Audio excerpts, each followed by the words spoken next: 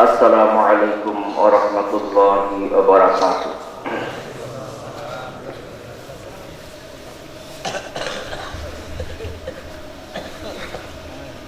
কেমন আছেন আপনারা সবাই? ইনশাআল্লাহ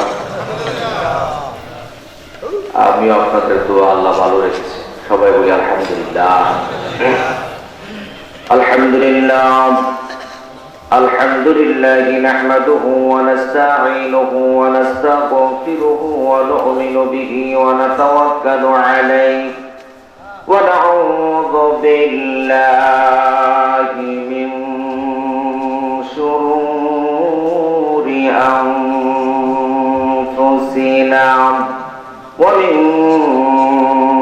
সাইয়্যাতি আ'মালিনা মান يهده فلا مضل له ومن يضلله فلا هادي له ونشهد أن لا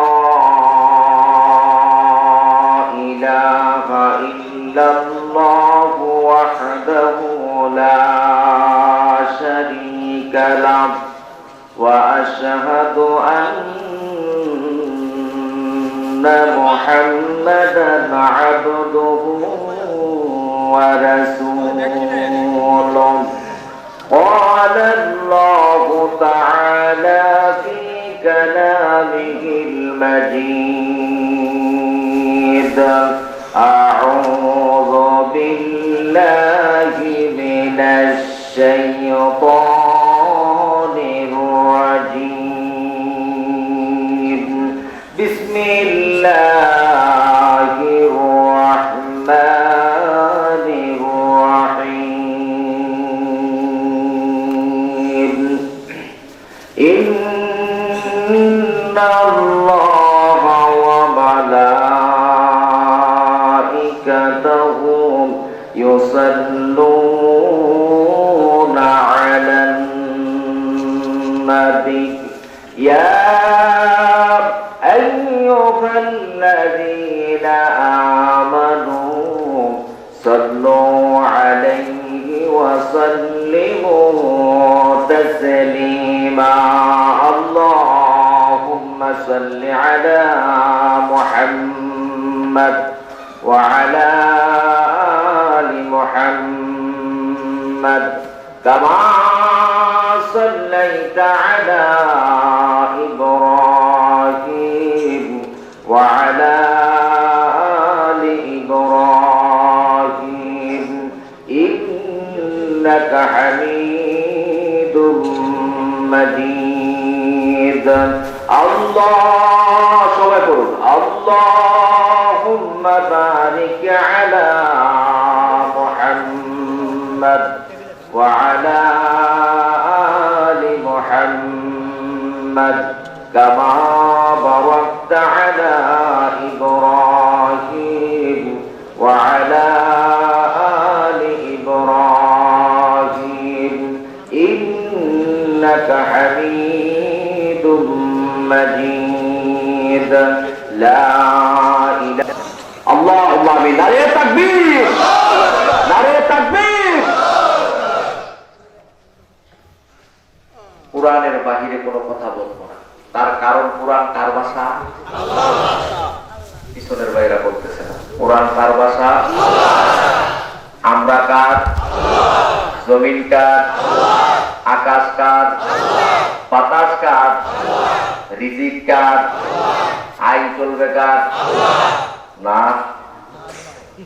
ওই চলবে আইন কি আল্লাহ চলে না কোরআনে কয় হাজার আয়াত 6666 আয়াত কয় হাজার আয়াত ওয়াজ কিন্তু আমার সাথে আপনারা করতে হবে রাজি আছেন তো 6666 আয়াত কি আমরা মানতেছি নাকি মানি না কয়টা মানে শুধু উপদেশ আমাদের আলোচনায় আছে কি শুধু উপদেশ কিন্তু আল্লাহ বললেন তা'মুরুনা বিল মা'রুফ ওয়া তানহাউনা আনিল মুনকার এটার মধ্যে আমরা নাই যদি এটার মধ্যে যাই পাঞ্জাবি টুপি দাড়ি রাখা সহজ, কেউ বলবে না, কেউ কোনো বাধা দেবে আপনাকে? বাধা দেবে না। যদি কারো গতির বিরুদ্ধে কথা যায়, যদি কারো ক্ষমতার বিরুদ্ধে কথা যায়, যদি কারো স্বার্থের বিরুদ্ধে কথা যায়, তখন সেখানেই হবে বাধা। ঠিক না বেঠিক? আপনি আজীবন তসবিহ সরানিয়ে রাখবেন, পাঞ্জাবি গায়ে দিবেন, মাথায় টুপি করবেন, বুঝার চেষ্টা করবেন, আপনার উপরে কেউ বাধা দেবে। আল্লাহর নবীর চাইতে কি কেউ ভালো মানুষ ছিল? সন্দেহ আছে? এত ভালো মানুষ কি কেউ ছিল? তারপরে তিনি নির্যাতিত কেন হলেন? আল্লাহর জমিনে আল্লাহর দ্বীনকে প্রতিষ্ঠিত করার জন্য তিনি নির্যাতিত হয়েছেন। তায়েফের জমিনের ওয়াজ করি আর কান্দি, আমরা উহুদের জমিনের ওয়াজ করি আর কান্দি, কিন্তু তায়েফের জমিন থেকে আর উহুদের মাঠ থেকে আমরা কোনো শিক্ষা গ্রহণ করি না। ঠিক না বা ঠিক? যদি আমরা তায়েফের জমিন থেকে, উহুদের জমিন থেকে যদি আমরা শিক্ষা গ্রহণ করতাম, তাহলে কোন নাস্তিক আর মুরতাদ কোন মুসলমানের সামনে কোরআনের বিরুদ্ধে কথা বলতে পারতো না। আজকে আমরা তায়েফের জমিন থেকে কোন শিক্ষা গ্রহণ করি নাই, উহুদের জমিন থেকে কোন শিক্ষা গ্রহণ করি নাই। এই কারণে আজকে নাস্তিক মুরতাদেরা আল্লাহর রাসূলের দাড়ির বিরুদ্ধে কথা বলে। রাসূলের দাড়ি নাকি ছাগলের দাড়ির মতো ছিল। ভাইরা আমার, বন্ধুরা আমার, এজন্য আমি সূরা তওবার 119 নম্বর আয়াত থেকে কথা বলবো। শুনতে রাজি আছেন? শুনতে রাজি আছেন? সূরা তওবার 119 নম্বর আয়াত।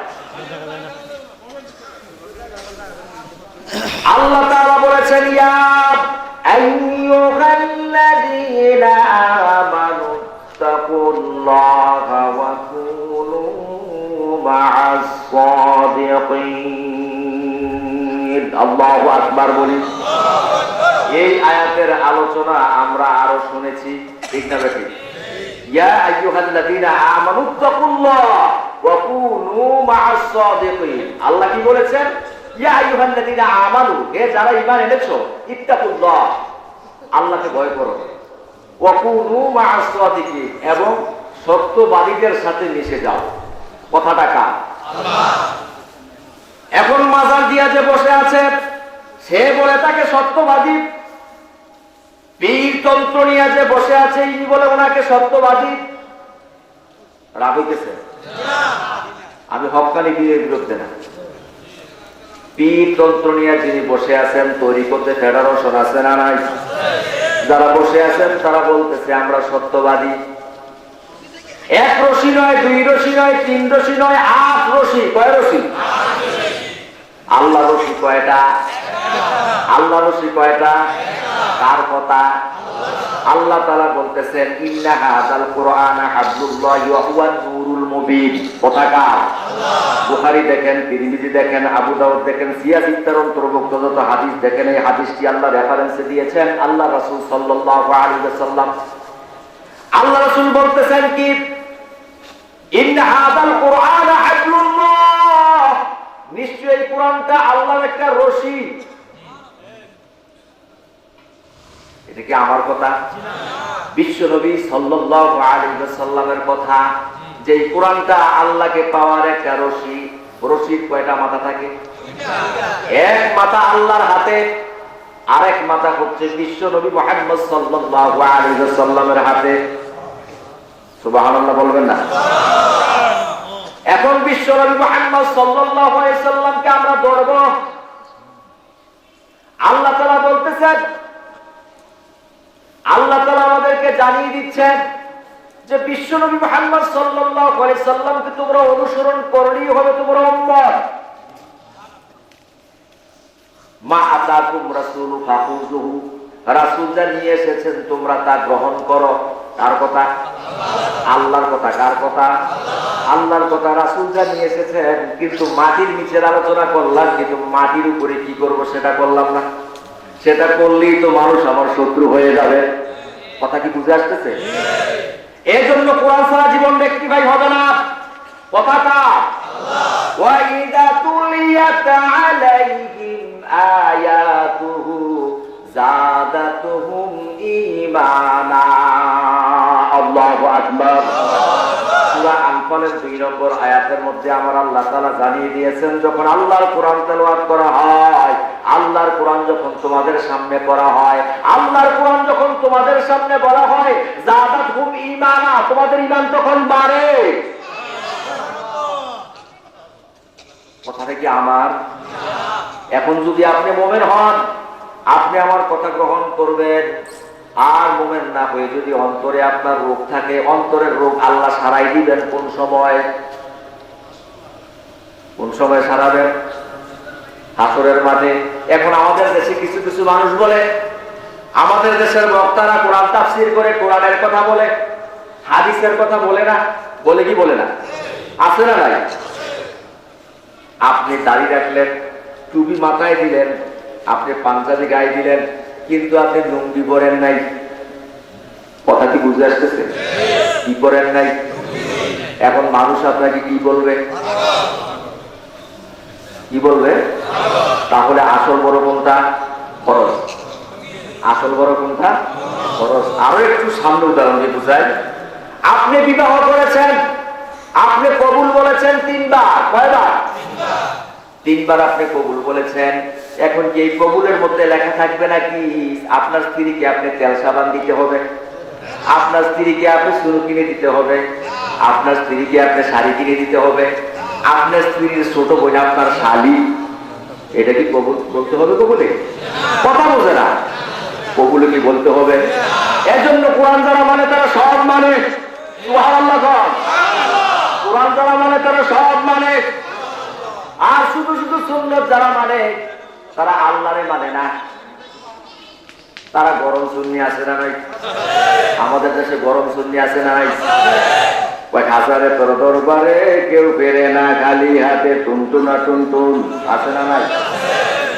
ভাইরা আমার, বন্ধুরা আমার, এখন দেখেন, আপনি যখন ইসলাম ধর্ম গ্রহণ করলেন, আল্লাহ রাসূল সাল্লাল্লাহু আলাইহি ওয়াসাল্লাম হিলকুল ফুজুল গঠন করলেন, সমাজের কোনো উন্নত নাই, সমাজের কোনো রেকটিফাই নাই। যখন আল্লাহর কোরআন আল্লাহর রাসূলের কাছে আসলো, আর রাসূল যখন কোরআন দিয়ে দাওয়াত দিলেন, আস্তে আস্তে করে মানুষগুলো সোনার মানুষে পরিণত হতে লাগলো।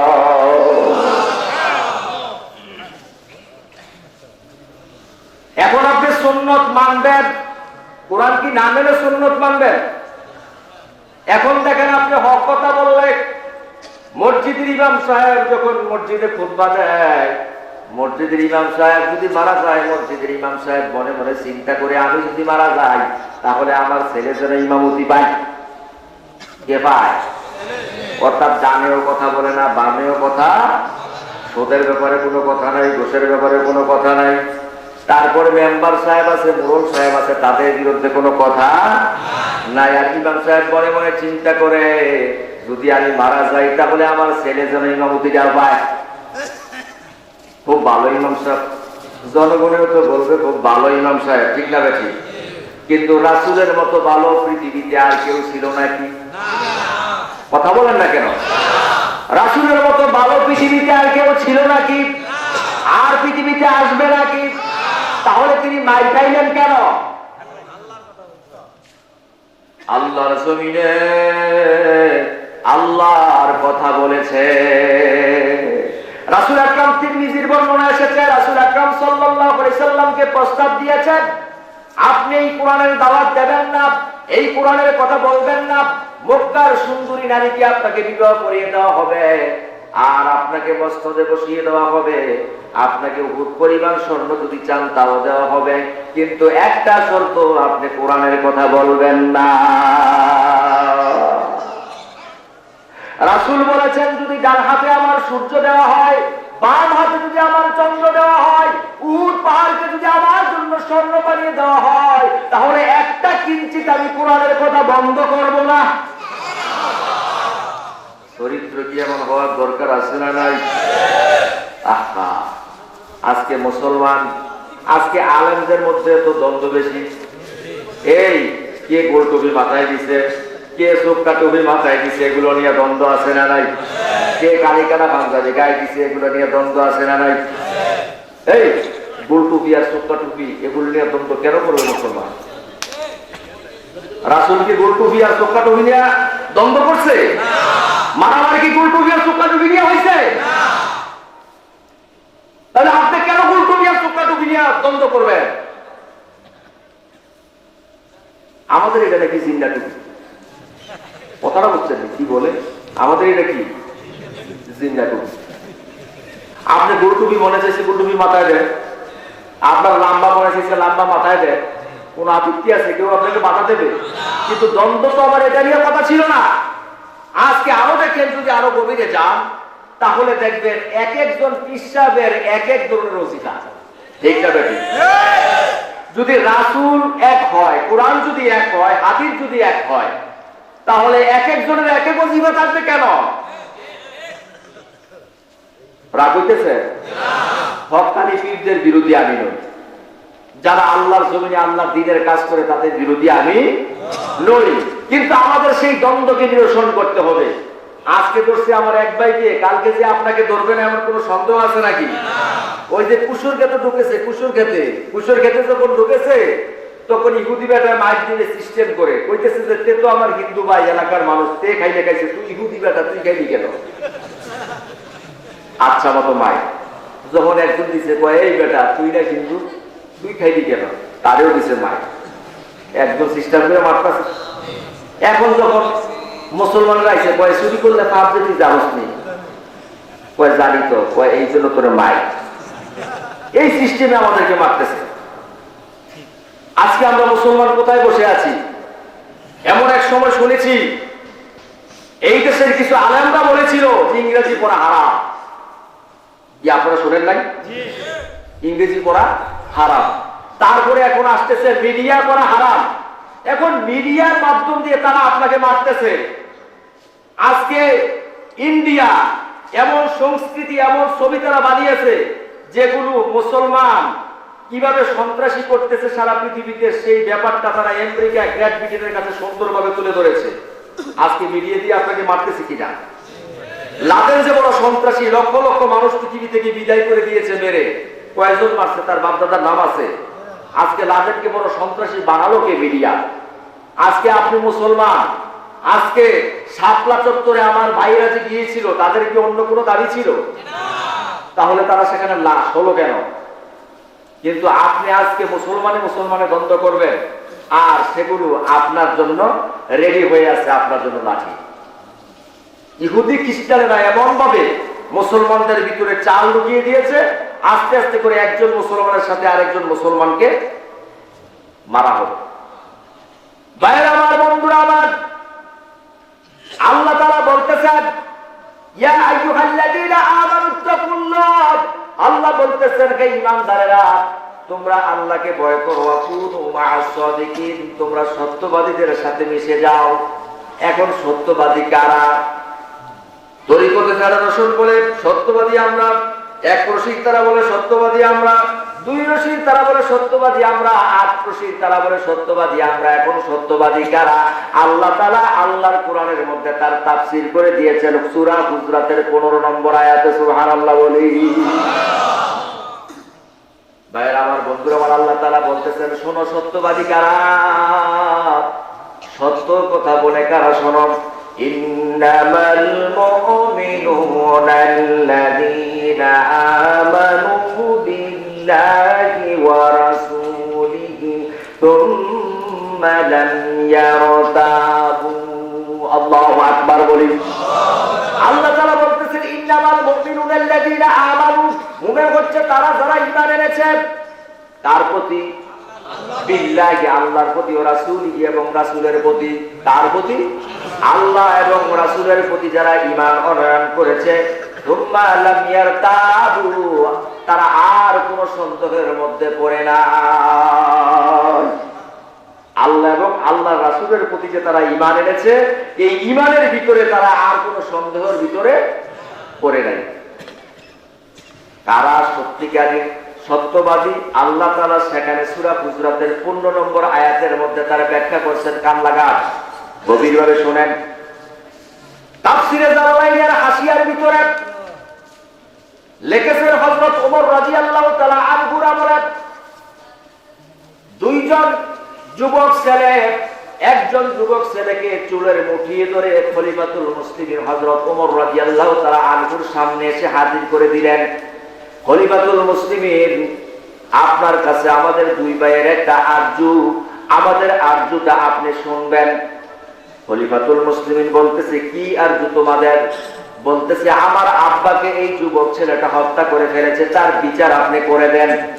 সুবহানাল্লাহ বলি, সুবহানাল্লাহ বলি, এত আসতে সুবহানাল্লাহি তামলাউল মিজান।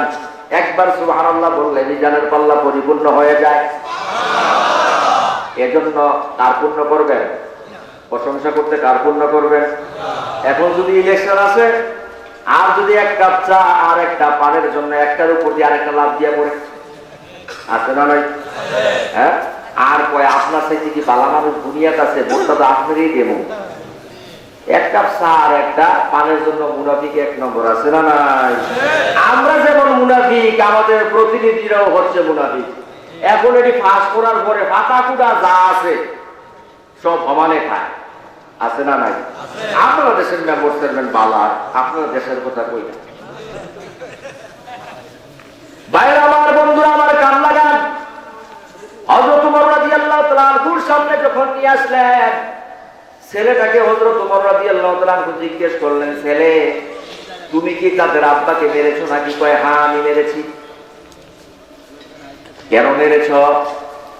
কয়, আমার একটা লাল ওট ছিল, লাল ওটটা ওই মৃত ব্যক্তির বাগানের মধ্যে গিয়েছিল, আস্ত বড় একটা পাথর এনে ওই লোকটা আমার লাল ওটের মাথার মধ্যে মেরেছে। ওটটার চোখের কোঠায় পড়েছে, ওটটা মৃত্যু যন্ত্রণায় কাতরাচ্ছিল। আরবের ভিতরে লাল ওটের খুব দাম বেশি। এই লাল ওটটা যে ওনার বাগানে গিয়েছে, আর আমার ওটটাকে যে আঘাত করেছে, আমার পালা জিনিস, পালা জিনিসের প্রতি মায়া থাকে না? অনেক মায়া। এই পালা জিনিসটা যেহেতু ওই বাগানে গিয়েছে, যখন তিনি এইটাকে আঘাত করেছেন আমার সহ্য হয় না, আমি একটা পাথর এনে ওনার মাথায় আঘাত করেছি, আর সাথে সাথে পরে তিনি মারা গেছেন। হযরত ওমর রাদিয়াল্লাহু তাআলা বললেন, তাহলে লোকটাকে কিছু টাকার বিনিময়ে, যদি বিনিময়ে চাও তাহলে তার থেকে কিছু টাকা নিয়ে তাকে আমি প্রস্তুত দিয়ে দিই, তাকে আমি মাফ করে দেই। হযরত ওমর রাদিয়াল্লাহু তাআলা যখন এই কথা বললেন, আর দুইটা যুবক বলতেছে, আমার আব্বার প্রতিশোধ কেসাস হিসাবে তার মৃত্যুদণ্ড আমরা চাই। কি চাই? কোরআনে মৃত্যুদণ্ডের কথা আছে না নাই? কারণ হত্যার বদলে হত্যা, আবার হত্যার বদলে কিছু আর্থিক জিনিস নিয়েও সেখানে মাফ করে দেওয়ার বিধানও আছে। এখন যখন এই কথা বললেন, আর আমাদের দেশে হয়তো এই কোন পার্টি করে, আছে না ভাই? এই যে পার্টি কোনটা করে, যে আমাদের দলের লোক কিনা, যদি দলের লোক হয় তাহলে মাফ, আর যদি দলের লোক না হয় তাহলে খরচ পায়। কথা বলে বাইরে আমার, বন্ধুরা আমার, এভাবে যখন এই কথা বলেছে, বলার পরে বলতেছে, খলিফাতুল মুসলিমিন, হত্যা আমি করেছি ঠিক, কেসাস হিসাবে আবার মৃত্যুদণ্ড হবে তাও ঠিক, কিন্তু 3টা দিনের সময় আপনার কাছে চাই। কারণ হচ্ছে, আমার আব্বা যখন দুনিয়া থেকে বিদায় হয়ে গেছে, আমার আব্বা আমার ছোট ভাইয়ের জন্য কিছু সম্পদ আমার কাছে গচ্ছিত রেখে গিয়েছেন। যদি আমাকে আপনি মৃত্যুদণ্ড দেন, তাহলে আমার ছোট ভাইয়ের সম্পদ গুলো আমি তাকে বুঝিয়ে দিতে পারবো না। আর যেহেতু ইন্নাল্লাহা লা ইউহিব্বুল খাইনিন, নিশ্চয়ই আল্লাহ যেহেতু খেয়ানতকারীকে পছন্দ করে না, অবশ্যই আমি আমার ভাইয়ের পাওনাগুলি বুঝিয়ে দেব। 3টা দিনের সময় আপনি আপনার কাছে চাই। সুবহানাল্লাহ বলি। কয় দিনের সময়? 3 দিনের সময় আপনার কাছে চাই। এই মজলিসের ভিতরে বড় মজলিস, কেউ কোনো কথা বলে না, কারো কোনো কথা নাই, কেউ কোনো কথা বলতেও চায় না, কেউ ছেলেটার জামিনও নিতে চায় না। এমন মুহূর্তে পিছন থেকে একটা হাত উঠে গেল বৃদ্ধ মানুষের, নাম ছিল আবু যর গিফারি রাদিয়াল্লাহু তাআলা আনহু। সুবহানাল্লাহ বলি। আল্লাহর রাসূলের একজন প্রিয় সাহাবী ছিলেন। বললেন, এই ছেলেটা যদি 3 দিনের সময় চায়, তাহলে 3টা দিনের সময় আমি জামিন নিলাম, আমি তার জামিন, আমি তার প্রায়শ্চিত্ত ভোগ করব। যখন এই কথা বললেন, বলার পরে ছেলেটা যখন চলে গেল 3টা দিনের জন্য, প্রথম দিন গেল, দ্বিতীয় দিন গেল, তৃতীয় দিন গেল, ছেলেটা আসতেছে না। এমন ভাবে যখন ছেলেটা আসতেছে না, আবু যর গিফারি রাদিয়াল্লাহু তাআলা আনহুর কাছে গিয়ে বললেন, কেমন একটা ছেলের জামিন আপনি নিলেন? যেই ছেলেটা প্রতিজ্ঞা করে গেল 3 দিনের দিনে সে চলে আসবে, কিন্তু তাকে তো আপনি চিনেন না। ওই অবস্থার মধ্যে আপনার অবস্থাটা হবে কি? আপনি তো সেই পাশ্চিত্য ভোগ করতে হবে। আবু যর গিফারি রাদিয়াল্লাহু তাআলা আনহু বলে, আমি জানি মুসলমান কখনো মিথ্যা কথা বলে না। আবু যর গিফারি রাদিয়াল্লাহু তাআলা আনহু মজলিসের মধ্যে যখন চলে গেলেন, মজলিসের মধ্যে চলে যাওয়ার পরে মাগরিবের আযান যখন পড়ে যাবে, এই মুহূর্তে ছেলেটা দৌড়ে আসতেছে। দৌড়ে এসে বলে, লাব্বাইক লাব্বাইক ইয়া খলিফাতুল মুসলিমিন, লাব্বাইক, আমি হাজির হয়ে গেছি, আমি হাজির হয়ে গেছি। খলিফাতুল মুসলিমিন এখন ছেলের দুইটাকে একসাথে করলেন, যেই ছেলেটা হত্যা করেছে তাকেও একসাথে করলেন, আবু যর গিফারি রাদিয়াল্লাহু তাআলা আনহুকে একসাথে করলেন। করার পরে বলতেছেন, আবু যর গিফারিকে বলতেছেন, আবু যর গিফারি, আপনি তো ছেলেটাকে চেনেন না, কেন ছেলেটার জামিনটা আপনি নিলেন? এখানে কি হচ্ছে?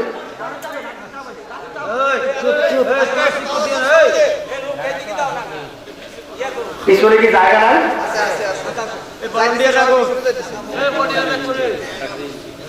ভাইরা আমার, বন্ধুরা আমার, কান লাগায় শোনেন। মুসলমান কাকে বলে? আল্লাহ মুসলমান হিসাবে পৃথিবীতে তাদের কতটুকু ছিল, তারা মুসলমান কেমন ধরনের মুসলমান ছিল? ছেলেটাকে হযরত ওমর রাদিয়াল্লাহু তাআলা আনহু ডেকে জিজ্ঞেস করে, ছেলে রে, তোর পিছনে তো আমি কোনো গোয়েন্দা লাগাই নাই, যে কোনো গোয়েন্দা তোকে পিছনে আবার আমার বিচারের কাজ করায় তোকে দাঁড় করাবে, এমন কোন গোয়েন্দা তো আমি তোর পিছনে নিযুক্ত করি নাই। ও ছেলে, 3টা দিন যখন পার হয়ে গেল, কেন তুমি চলে আসলা? তুমি তো না আসলেও পারতা। ছেলেটাকে বলতেছে, খলিফাতুল মুসলিমিন, আমি আল্লাহর কোরআন পড়েছি, আল্লাহর কোরআন পড়ে আমি জেনেছি যদি কোনো মানুষ কোনো মানুষকে হত্যা করে, তাহলে সেই হিসেবে তার কেসাস হিসেবে তার মৃত্যুদণ্ড হয়। তার যদি পরিবারের লোকেরা তাকে ক্ষমা না করে, যদি আমি এই কেসাস গ্রহণ করে যদি আমার মৃত্যুদণ্ড হয়, আমার কোনো আপত্তি নাই। তার কারণ হচ্ছে আমার এইটা শোধ হয়ে যাবে কাল কিয়ামতের ময়দানে, কঠিন মুসিবতের দিনে আমি জাহান্নামের কাঠগড়ায় দাঁড়াতে পারবো না। কেননা আমি একজন মুসলমান। এখন আবু যর গিফারি রাদিয়াল্লাহু তাআলা আনহুকে ডেকে বলতেছেন, আপনি তার জামিন নিলেন কেন? বলতেছেন, এই মজলিসের ভিতরে এমন একজন মানুষ মুসলমান, এই মজলিসের ভিতরে একজন মুসলমান জামিন চেয়েছে, কিন্তু কেউ তাকে উপকার করবে না। আল্লাহর রাসূল বলেছে, মান দাররা দাররাল্লাহু বিহি ওয়া মান শাক্কা শাক্কাল্লাহু আলাইহি। যদি পৃথিবীর কোনো মানুষ কোনো মানুষকে উপকার করে, তাহলে আল্লাহ স্বয়ং তার উপকার করে। আর যদি এই কথাটা মানুষে শুনতে পায়, একজন মুসলমান 3 দিনের জামিন চেয়েছিল, কিন্তু 3টা দিনের জামিন তাকে দেয় নাই, 3টা দিনের জামিন তাকে দেয় নাই। যদি এই কথা কাফেররা শোনে, তাহলে মুসলমানদের উপরে মিথ্যা তোহমত দিবে। এই কারণে আমি আবু যর গিফারি জানি কোন মুসলমান মিথ্যা কথা বলে না, এই জন্য আমি তার জামিন নিয়েছি। এখন ছেলের 2 ভাই বলতেছে, যেই লোকটাকে মারা হয়েছে ওই লোকটার 2 ছেলে বলতেছে, আমরাও তারে মাফ করে দিলাম। হযরত ওমর রাদিয়াল্লাহু তাআলা আনহু জিজ্ঞেস করলেন, কেন মাফ করলেন? যে ছেলেটা এখানে ক্ষমা চেয়েছে, এত বড় ক্ষমা চেয়েছে, যদি কাল সকাল থেকে কাফেররা জানতে পারে যে আমার একজন মুসলমান ভাই আমার কাছে ক্ষমা চেয়েছে, তাকে আমি মাফ করি নাই, তাহলে ইসলাম ধর্মের মধ্যে একটা অবমাননা হবে, ইসলামের বিরুদ্ধে একটা অপপ্রচার হবে। এই কারণে ইসলামের স্বার্থে ওই ছেলেটাকে আমি মাফ করে দিলাম। একে বলে মুসলমান। আর আমরা মুসলমান। ওই দিন বাজারে আমি বসে আছি, 10 টাকার একটা নোট এক ব্যক্তি পায়ের নিচে পড়েছে, সে তাকাইতেছে। আমি তো এই পায়ের নিচে কি? কয় হুজুর 10 টাকা। তাকে কি করবেন? কয় টাকা মতো। 10 টাকার জন্য বিক্রি হওয়ার মুসলমান আছে না? যেই মানুষগুলো কন্যা সন্তানকে জীবন্ত প্রতিকরণ করে দিত, সমাজের প্রতিপত্তির জন্য তারা কন্যা সন্তানকে দুনিয়া থেকে বিদায় করে দিত। মানুষে মানুষে কাটাকাটি করতো, হানাহানি করতো। আর সেই মানুষগুলো আল্লাহর ভয়ে, পরকালের ভয়ে তাদের নিজের জীবন পর্যন্ত দিকে তারা কুণ্ঠানুবোধ করে না। এ হচ্ছে মুসলমান। এজন্য সাদিকিন কারা, সাদিকিন কারা। আল্লাহ তাআলা বলতেছেন সুম্মা লাম ইয়ারতাবু, তারা সন্দেহের মধ্যে পড়ে নাই। ইসলাম গ্রহণ করে আমরা ভুল করে ফেলেছি, দ্বীন গ্রহণ করে আমরা ভুল করে ফেলেছি, আমরা অন্যায় করে ফেলেছি, এমন ধরনের সন্দেহ তাদের অন্তরে তৈরি হয় না, এমন ধরনের সন্দেহে তারা করে না। আর কি করে? ওয়াজাহাদু বিআমওয়ালিহিম, তাদের মাল দ্বারা তারা আল্লাহর রাস্তায় জিহাদ করে। কি করে? জিহাদের 99টা অর্থ হয়। কয়টা অর্থ হয়? কথা বলেন, কয়টা অর্থ হয়?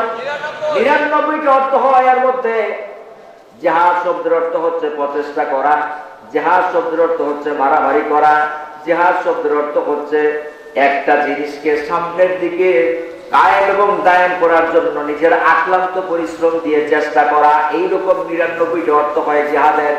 যেখানে আপনি মারামারির দরকার সেখানে আপনি ইসলামের জন্য মারামারি করবেন, যেখানে আপনি সম্পদ খরচ করার প্রয়োজন সেখানে আপনি সম্পদ খরচ করবেন, যেখানে আপনি উচিত কথা বলার দরকার সেখানে আপনি উচিত কথা বলবেন।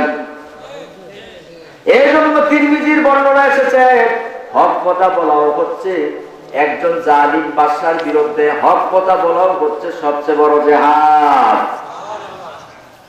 তাহলে আপনি শুধু হাত গুটিয়ে থাকবেন, বসে থাকবেন, আপনার ডানে বায়ে অসংখ্য মানুষ হাজারি করবে, রাহাজারি করবে। ভাইরা আমার, বন্ধুরা আমার, একটু কান লাগান। আমরা 40 বছর ধরে আজকে ওয়াজ করতেছি, অথবা 45 বছর ধরে আজকে ওয়াজ করতেছি।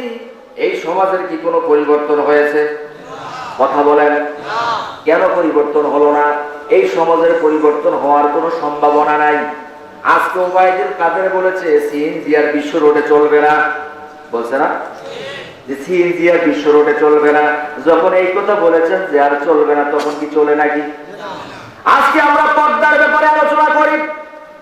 পর্দার ব্যাপারে হাইকোর্ট থেকে যে রায় হয়েছে, পর্দার ব্যাপারে হাইকোর্ট থেকে রায় হয়েছে, সন্তানকে তার বাবা পর্দার ব্যাপারে বাধ্য করতে পারবে না।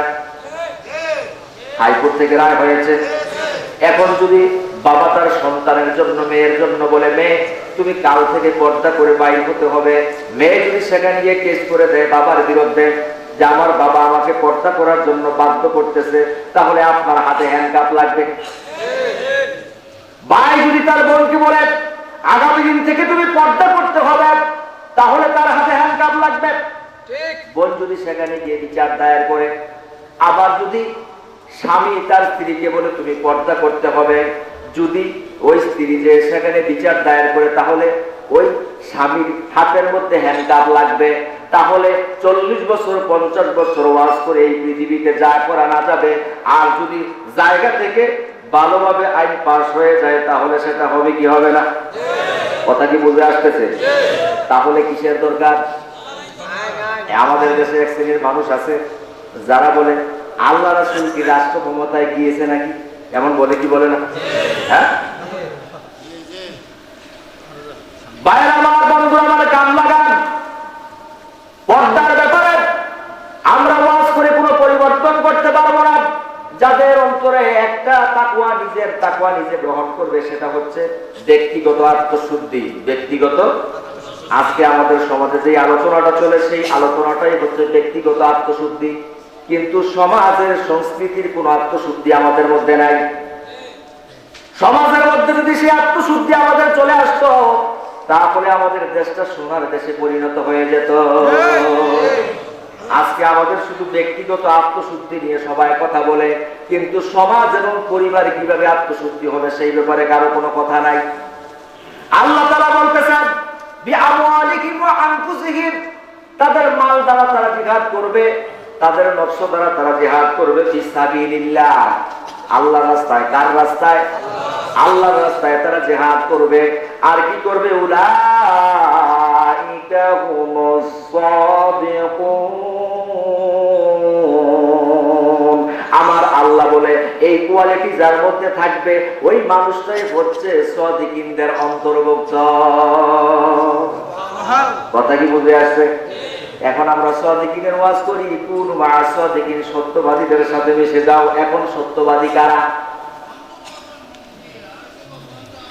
সত্যবাদী হচ্ছে তারা, সত্যবাদী হচ্ছে তারা নাবিয়্যিন, সিদ্দিকিন ওয়া শুহাদা ওয়া সালিহিন। কয়রা?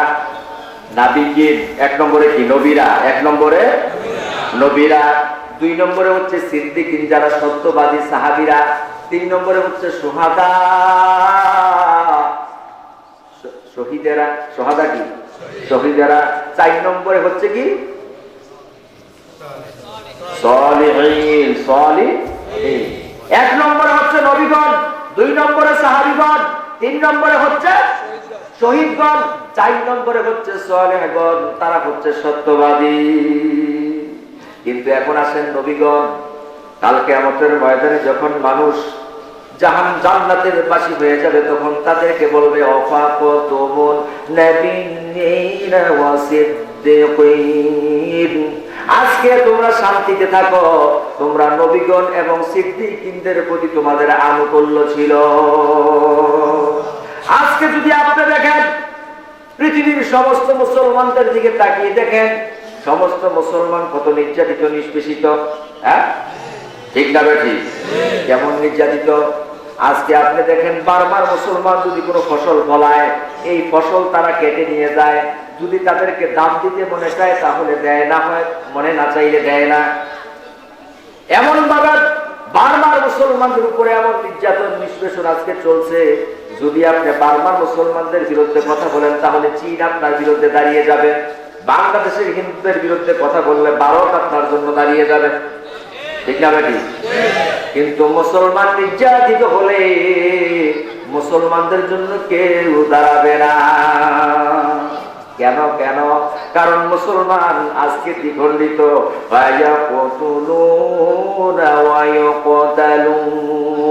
আল্লাহ তাআলা বলতেছে মুসলমান মারবে এবং মরবেও।